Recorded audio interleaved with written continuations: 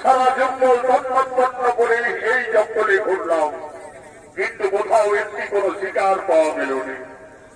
সূর্য প্রায় অস্তাদ রয়ে যেতে চলেছে, আকাশে আরেক দণ্ড সময়। অনাহারে আমার প্রাণ যাই করছে। এখন আমি কি করি? ওই তো বকুল গাছের ডালে সারসী পক্ষী বাসা বেঁধে আছে। না না না না না না, আমি ওই তার বাসার পক্ষী শাবক করি, তীর মেরে হত্যা করে আগুনে ঝলসে পড়ে খাবো।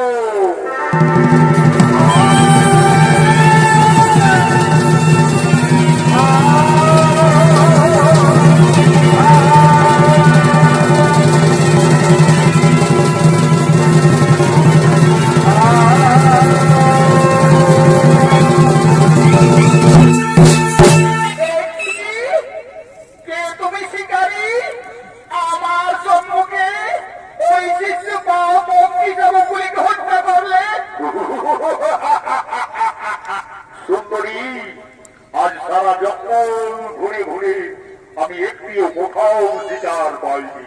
তাই অনাহারে আমি ক্ষুধা নিবারণের জন্য এই পক্ষী শাবকগুলিকেই হত্যা করেছি। কিন্তু সাহস তোমার, ওই নিঃসহায় পক্ষী শাবকদের তুমি হত্যা করলে আমার সম্মুখে। শিকারীর স্বভাব সুন্দরী, শিকার করা। তাই আজ আমি ওই শিশু পক্ষী শাবকগুলিকেই হত্যা করেছি এবং তাদের আগুনে ঝলসে পড়ে খাবো।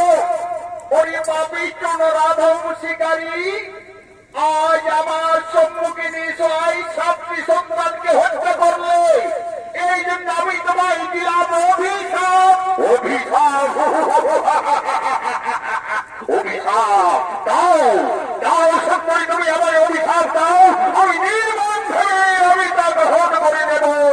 তুমি শুনে দাও নরিষ্ঠ নরাধম, আমার সম্মুখে এই নিঃসহায় পক্ষী শাবকদের হত্যা করার অপরাধে তুমিও হবে কলিযুগে 7 পুত্র হারা।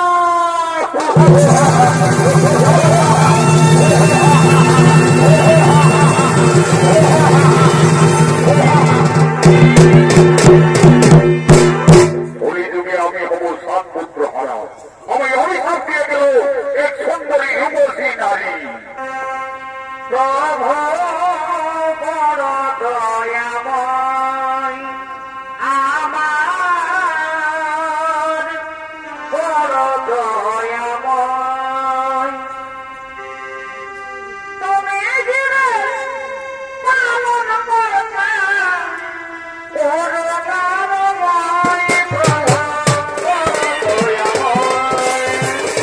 বড় দয়াময়,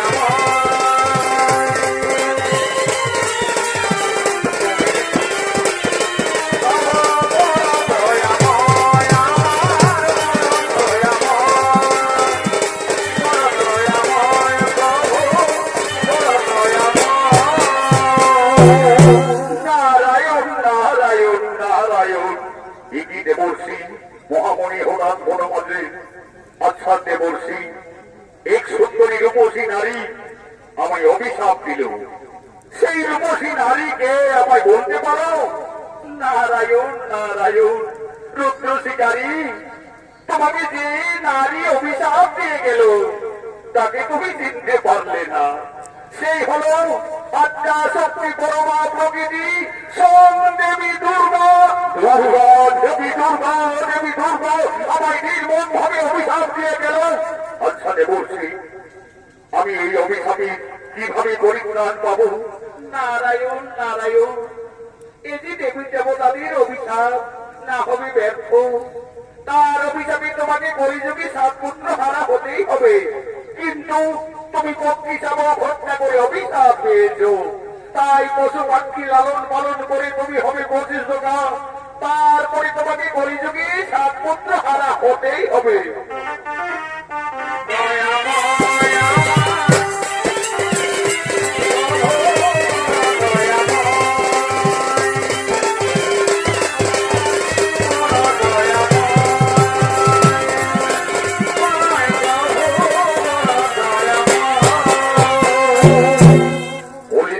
আমায় হতেই হবে সাত পুত্র হারা। ভগবান, যার জন্য দেব দেবী মানব মানবী যুগ যুগ তপস্যা করে দর্শন পাই দাও, সেই দেবী দুর্গা আমায় স্বেচ্ছায় দর্শন দিয়েছিল, কিন্তু আমার পাপ চক্ষু দ্বারা আমি সেই মাকে কোনদিন চিনতে পারলাম না। ওগো মা, তুমি আমার সঙ্গে ছলনা করলে মা, তুমি আমি অপ্রতিজ্ঞা করছি মাতা, তুমি আমাকে ছলনা করে অভিশাপ দিলে, কিন্তু আমিও প্রতিজ্ঞা করছি, দেশে যদি যাই আমার অমূল্য সম্পদ